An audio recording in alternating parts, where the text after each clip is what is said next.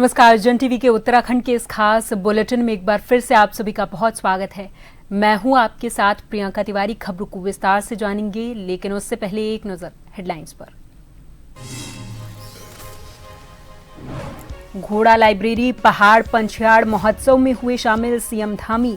114 करोड़ की योजनाओं का किया लोकार्पण शिलान्यास। शिक्षा और संस्कृति को जोड़ने वाला अनूठा प्रयास।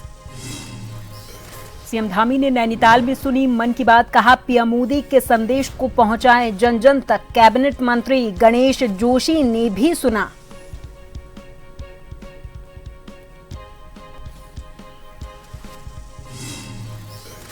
देहरादून में सहकारिता मेले का समापन। राज्यपाल गुरमीत सिंह हुए शामिल। बोले सहकारिता भारतीय जीवन दर्शन का अभिन्न अंग।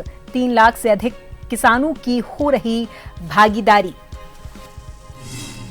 देहरादून में त्रिपुरा के छात्र की मौत पर कांग्रेस ने उठाए सवाल। निष्पक्ष जांच की मांग। प्रवक्ता आशीषपाल बिष्ट का सरकार पुलिस पर हमला।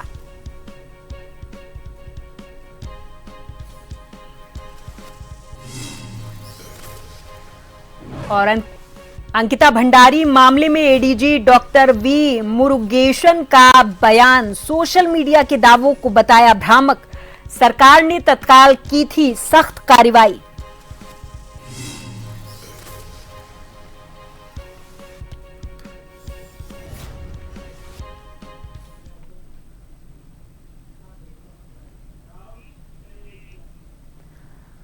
मुख्यमंत्री पुष्कर सिंह धामी ने नैनीताल में प्रधानमंत्री मोदी के मासिक कार्यक्रम मन की बात कार्यक्रम को सुना है। इस दौरान उनके साथ स्थानीय नागरिक और कार्यकर्ता मौजूद रहे। इस दौरान उन्होंने उपस्थित लोगों से कार्यक्रम के संदेशों को जन जन तक पहुंचाने की अपील की।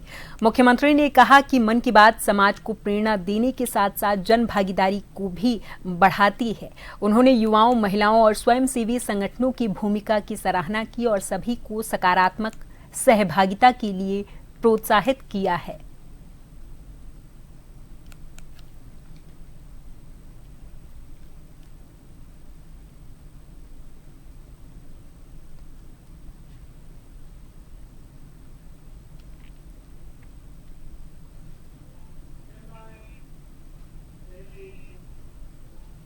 इधर देहरादून में रेंजर्स ग्राउंड में अंतर्राष्ट्रीय सहकारिता वर्ष 2025 के तहत आयोजित सहकारिता मेले के समापन समारोह में राज्यपाल लेफ्टिनेंट जनरल गुरमीत सिंह सेवानिवृत्त मुख्य अतिथि के रूप में शामिल हुए हैं। राज्यपाल ने विभिन्न स्टॉलों का अवलोकन किया है और कहा कि सहकार का अर्थ मिलकर कार्य करना है। उन्होंने कहा कि सहकारिता भारतीय जीवन दर्शन का अभिन्न अंग और गरीबी उन्मूलन, लैंगिक समानता, सतत आजीविका और पर्यावरण संरक्षण में अहम भूमिका निभा रही है। इस मौके पर सहकारिता मंत्री डॉक्टर धन सिंह रावत ने बताया कि प्रदेश में अब तक 11 मेले आयोजित हो चुके, जिनमें से 3 लाख से अधिक किसानों की भागीदारी रही है।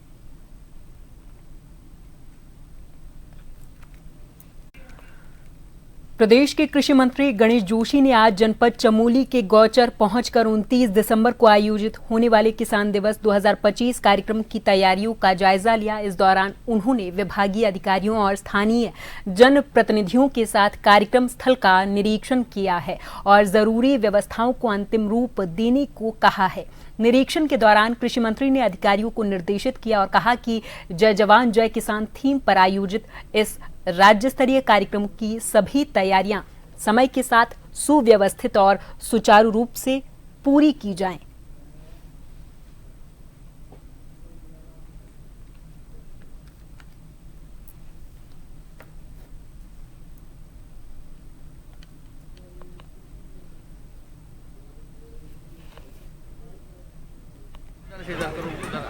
किसान दिवस के रूप में एक प्रदेश स्तरीय कार्यक्रम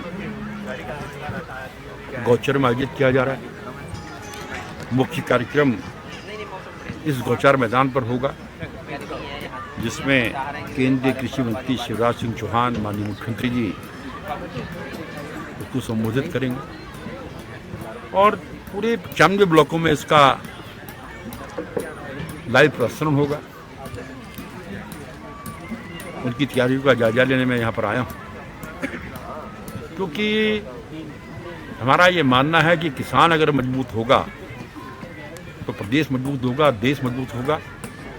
किसानों को मजबूत करने की आवश्यकता है और आज चाहे हमारी दिल्ली की मोदी सरकार हो, चाहे प्रदेश की धामी सरकार हो, लगातार किसानों के कल्याण के लिए हमारी सरकार काम कर रही है।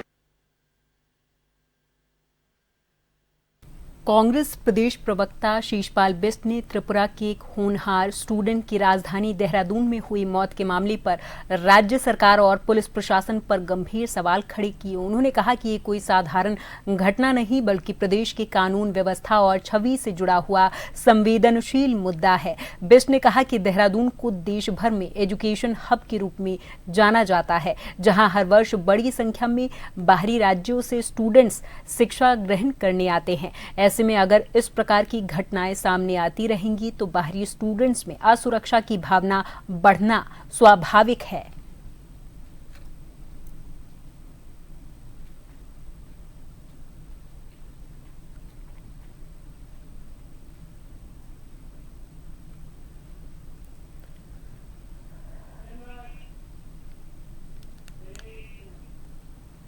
अपर पुलिस महानिदेशक डॉक्टर वी मुरुगेशन ने अंकिता भंडारी हत्याकांड से जुड़ा सोशल मीडिया पर प्रसारित हो रहे भ्रामक तथ्यहीन विवादों पर स्थिति को स्पष्ट किया। उन्होंने कहा कि ये अत्यंत दुर्भाग्यपूर्ण और संवेदनशील घटना थी, जिसकी जानकारी मिलते ही सरकार के द्वारा तत्काल प्रभावी कार्रवाई की गई। डॉक्टर मुरुगेशन ने बताया कि मामले की गंभीरता को देखते हुए राज्य सरकार ने तत्काल एक वरिष्ठ महिला आईपीएस अधिकारी के नेतृत्व में विशेष जांच दल का गठन किया। घटना में संलिप्त सभी अभियुक्तों को जल्द गिरफ्तार किया गया और ये सुनिश्चित किया गया कि प्रभावी पैरवी के माध्यम से अभियुक्तों को किसी भी स्तर पर जमानत न मिल पाए।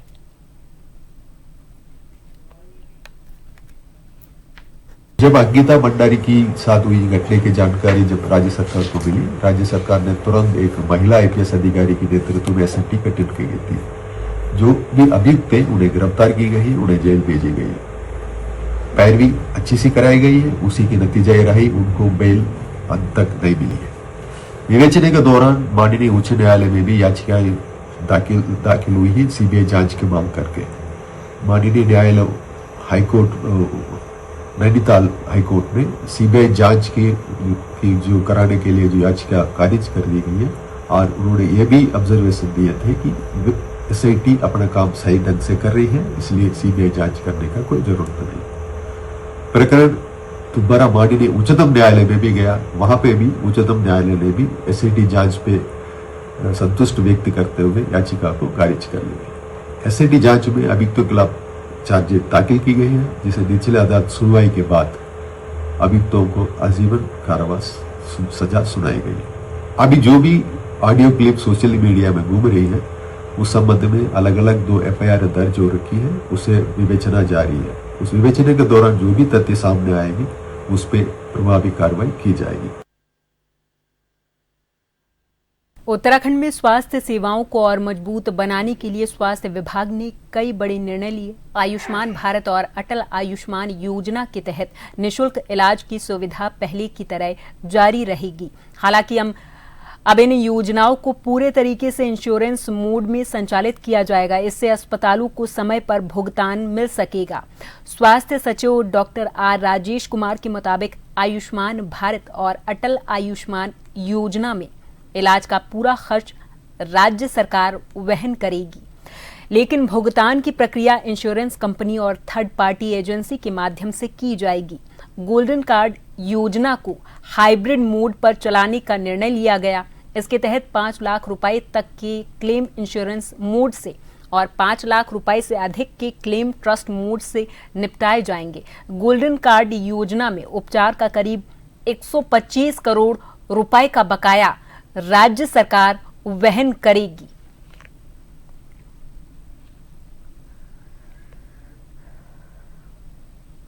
अभी माननीय मंत्रिमंडल के द्वारा ये निर्णित हुआ कि आयुष्मान और अटल आयुष्मान के तहत 100% इंश्योरेंस मोड में अभी कार्य किया जाएगा और गोल्डन कार्ड में हाइब्रिड मॉडल के तहत काम किया जाएगा, जहां पे 5 लाख से नीचे के जो क्लेम्स हैं वो इंश्योरेंस मॉडल के माध्यम से होगा और 5 लाख से ऊपर जो क्लेम्स हैं वो ट्रस्ट मोड के माध्यम से किया जाएगा।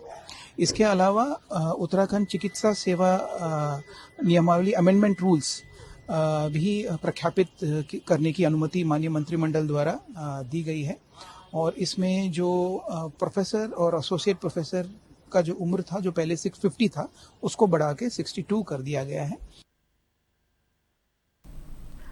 रुड़की के बीटीगंज के जिला सहकारी बैंक के एटीएम में देर रात करीब 12 बजे भीषण आग लग गई, जिससे एटीएम पूरे तरीके से जलकर राख हो गया है। दमकल कर्मियों ने कड़ी मशक्कत के बाद आग पर काबू पाया। समय रहते आग बुझाने से आसपास की इमारतों को नुकसान होने से बचा लिया गया है। आग लगने का कारण शॉर्ट सर्किट बताया जा रहा, जबकि एटीएम में मौजूद नकदी की जानकारी अभी स्पष्ट नहीं हो पाई है।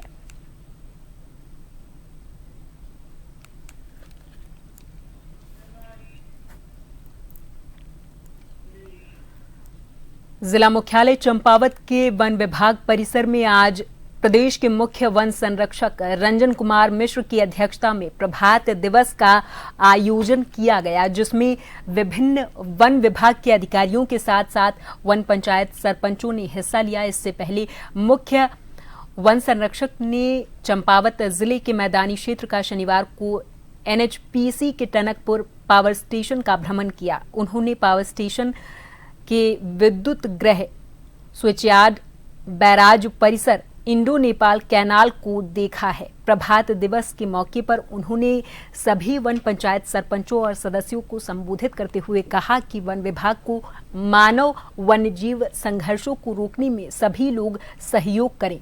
इस दौरान जिले भर से आए हुए विभिन्न लोगों ने अपनी अपनी समस्याएं रखी हैं। एक प्रभात दिवस का एक सिस्टम हमने शुरू करने जा रहे थे एक्सक्लूसिवली वन विभाग के लिए, क्योंकि हम जानते हैं कि एडीसी और तहसील दिवस में तो वन विभाग का योगदान होता है, लेकिन एक्सक्लूसिवली वन विभाग के लिए टाइम देने के लिए हमने ये एक नया प्रक्रिया शुरू किया है। प्रत्येक महीने का जो लास्ट सैटरडे है तो उसी दिन इसको करने के लिए हमने आज से प्रयास हमने शुरू कर दिया। और ये जो अच्छा कार्यक्रम जो हुआ है आज चंपावत से, आज हमारा पूरा एंटायर उत्तराखंड में भी प्रभात दिवस कुछ काल मनाया गया था और कुछ आज भी मनाया जा रहा है। तो इसमें हमने कोशिश किया है कि जो हमारा ग्राम पंचायत है, वन पंचायत है, ग्राम सभाएं हैं, हमारा विभिन्न प्रकार की गांव जो है जंगल के आसपास, उनका विभिन्न प्रकार समस्या का समाधान वन विभाग किस प्रकार का कर सकता है। तो हमने सुझाव एवं उसके साथ साथ शिकायत भी प्राप्त करने के लिए लोगों को हमने अनुरोध किया। पिरान कलियर में जगराव पंजाब से आए 150 लोगों के जत्थे ने दरगाह साबिर पाक और दरगाह इमाम साहब में नोटों की चादर उड़ाई है। आशिक साबिर क्लब जगराव की ओर से दरगाह साबिर पाक में 60 फीट और दरगाह इमाम साहब में 40 फीट लंबी करीब 80,000 रुपए की चादर पेश की गई। बताया ये गया कि ये क्लब पिछले 18 वर्षों से लगातार पिरान कलियर में 4 दिवसीय निःशुल्क लंगर का आयोजन करता आ रहा। जत्थे के सदस्यों ने दरगाह में देश में अमन चैन और खुशहाली की दुआ मांगी है।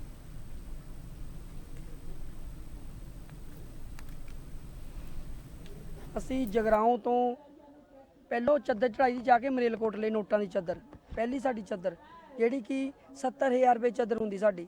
ਉਦੋਂ ਬਾਅਦ ਦੂਸਰੀ ਚੱਦਰ ਅਸੀਂ ਇਮਾਮ ਸਾਹਿਬ ਜੀ ਚਲਾਉਂਦੇ 80,000 ਰੁਪਏ ਦੀ ਨੋਟਾਂ ਦੀ, ਤੇ ਉਦੋਂ ਬਾਅਦ ਲਾਸਟ ਚੱਦਰ ਜਿਹੜੀ ਸਾਡੀ ਹੁੰਦੀ ਆ ਸਾਬਿਰ ਪਾਕ ਦੇ, ਜਿਹੜੀ ਕਿ ਸਾਡੀ 1,25,000 ਰੁਪਏ ਦੀ ਚਾਦਰ ਆ। ਇਮਾਮ ਸਾਹਿਬ ਜਿਹੜੀ ਅਸੀਂ ਚੱਦਰ ਚੜਾਈ ਆ ਉਹ 40 ਫੁੱਟ ਲੰਬੀ ਆ, ਤੇ ਜਿਹੜੀ ਸਾਬਿਰ ਪਾਕ ਦੇ ਚੱਦਰ ਚੜਾਣੀ ਆ ਉਹ 60 ਫੁੱਟ ਲੰਬੀ ਚੱਦਰ ਆ। ਤੇ 4 ਦਿਨ ਦਾ ਸਾਡਾ ਭੰਡਾਰਾ ਵਾ, जिस हरेक तरह की अनेक आइटम असी लगाई दियाँ मालिक की किरपा दे नाल। ते सानू बाबा जी की किरपा नाल साडे जिन्ने भी लोग मुंडे आ वो दिन तो दिन वधदे ही जा रहे आ। जो असी स्टार्टिंग की सी छोटे जे पैमाने तो की सी, अज बाबा। उत्तराखंड की राजनीति अब रैलियों और भाषणों से आगे बढ़कर डिजिटल मैदान में उतर चुकी है। 2027 का विधानसभा चुनाव भले ही दूर हो, लेकिन एआई यानी कि आर्टिफिशियल इंटेलिजेंस ने सियासत को नया मोड़ दे दिया है। देखिए रिपोर्ट।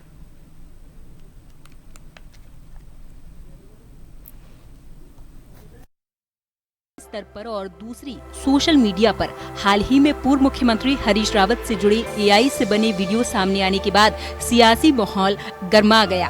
आरोप ये है कि इन वीडियो के जरिए उनकी छवि को एक खास धार्मिक और कट्टर पहचान में पेश करने की कोशिश की गई। राजनीतिक जानकारों का मानना है कि ये तो सिर्फ शुरुआत है। जैसे जैसे 2027 का चुनाव नजदीक आएगा, AI video, deep fake content और डिजिटल नैरेटिव चुनावी हथियार बनते जाएंगे। वरिष्ठ पत्रकार कुलदीप राणा के मुताबिक पहाड़ी राज्य होने के कारण तकनीकी जागरूकता सीमित है। ऐसे में फेक वीडियो जनमत को प्रभावित कर सकते हैं। उत्तराखंड में जिस तरह के चुनावी सरगर्मियां तेज हो गई हैं, उसको देख करके लगता है कि राजनीतिक दल कोई भी कोर कसर नहीं छोड़ेंगे। 10 साल से सत्ता से दूर कांग्रेस सत्ता में पहुंचने के लिए ललायित है, वो तमाम प्रयास कर रही है। लेकिन आर्टिफिशियल इंटेलिजेंस का जो उपयोग अब उत्तराखंड की राजनीति में होने लगा है, उससे बहुत ज़्यादा नकारात्मक प्रभाव अब आने वाले समय में उभर करके आएंगे।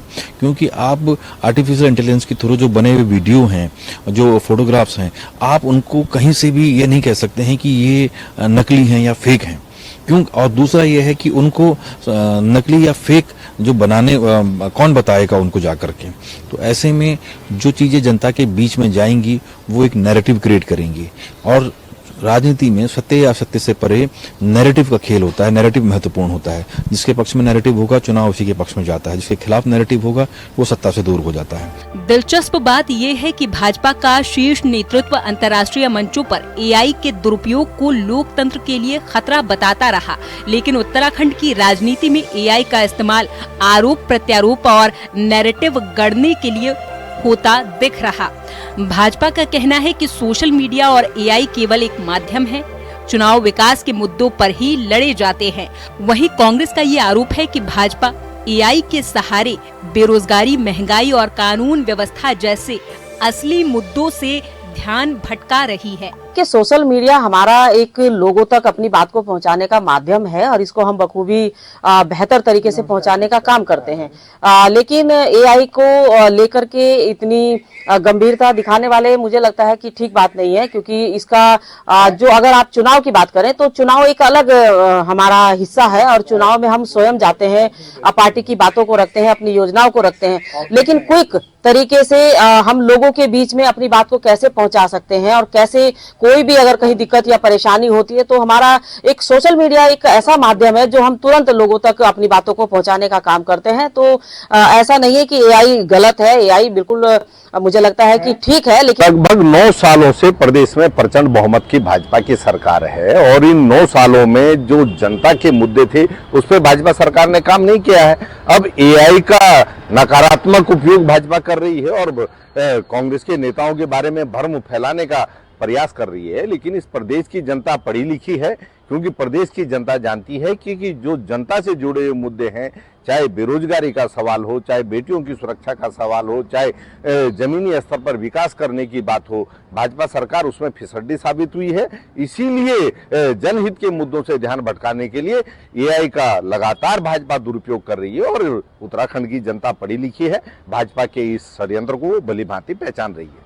एआई के सियासी जंग को देखते हुए अब साइबर पुलिस भी सतर्क हो गई। फेक और डीप फेक वीडियो के खिलाफ सख्त कार्रवाई की तैयारी की जा रही है। साइबर पुलिस के एएसपी कुश मिश्रा का इस पर कहना है कि ऐसे मामलों में बीएनएस की धाराओं के तहत कड़ी कार्रवाई होगी और एआई टूल्स की मदद से फर्जी कंटेंट हटाया जाएगा। Technology has always been a double edge sword, दो धारी तलवार, एक तरफ फायदा भी देती है, एक तरफ नुकसान भी देती है। तो डीप फेक को रोक पाना, it's an open source platform, ये एक तरह से बहुत ही मुश्किल है। हाँ, लेकिन अगर आपका कोई डीप फेक बनाता है या किसी को पब्लिकली डिफेम करता है तो उसके लिए बाकायदा जो नए कानून बनाए हैं, बीएनएस में सेक्शंस हैं 353, 336, 356 डेफेमेशन का, फ्रोजरी में अगर आप किसी की फ़ोटो मॉफ करते हैं या इम्पर्सोनेट करते हैं तो ये सेक्शंस लगाते हैं। और आईटी एक्ट में भी 2018 में अमेंडमेंट हुआ है, ट्रेसेबिलिटी का एक कॉन्सेप्ट आया है। अगर डीप फेक किसी ने बनाया है तो हम उसको ट्रेस करते हैं, हम सहयोग पोर्टल के माध्यम से उस वीडियो को डाउन करवाते हैं और साइमल्टेनियसली उस जो भी आदमी या पर्सन उस चीज़ को बनाता है उस पर कार्रवाई करी जाती है। कुल मिलाकर उत्तराखंड की राजनीति अब डिजिटल मोड़ पर खड़ी है। 2027 का चुनाव सिर्फ सत्ता की नहीं बल्कि सच बनाम फेक की भी लड़ाई होगा।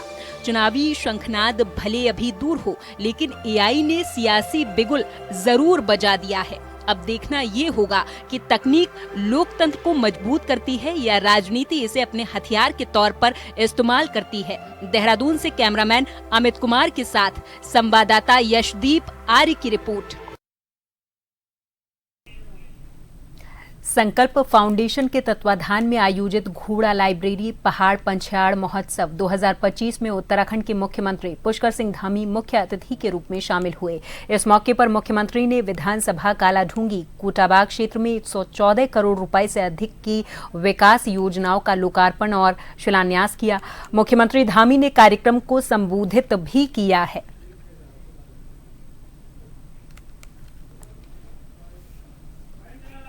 घोड़ा लाइब्रेरी द्वारा पछाड़ महोत्सव का आयोजन किया जा रहा है और ये महोत्सव निश्चित रूप से घोड़ा लाइब्रेरी के द्वारा अनेक काम इस क्षेत्र में किए गए हैं। ऐसे लोग जो बहुत समाज के अंतिम छोरों में रहते हैं वहाँ तक भी उजाला पहुँचाने का काम, ज्ञान का प्रकाश पहुँचाने का काम इस लाइब्रेरी के माध्यम से हो रहा है। और इस महोत्सव में भी यहाँ की लोक संस्कृति, लोक कलाकार, यहाँ की स्थानीय चीज़ों को बहुत प्रोत्साहन मिलने वाला है। और आज 114 करोड़ रुपए से अधिक की लागत की कई योजनाओं का आज यहाँ पर लोकार्पण और शिलान्यास हुआ है, जो निश्चित रूप से हमारे समेकित रूप से संकल्प को और मजबूत करता है, उसको करने को संकल्प को। और इस क्षेत्र में और आसपास के क्षेत्रों में ये सभी योजनाएं आने वाले समय में विकास के लिए सुविधा की दृष्टि से बहुत सहायक होंगी और इससे आम जन का जीवन अच्छा होगा। और इसी के साथ इस बुलेटिन में फिलहाल के लिए मेरे साथ बस इतना ही। आप देखते रहें जन टीवी। नमस्कार।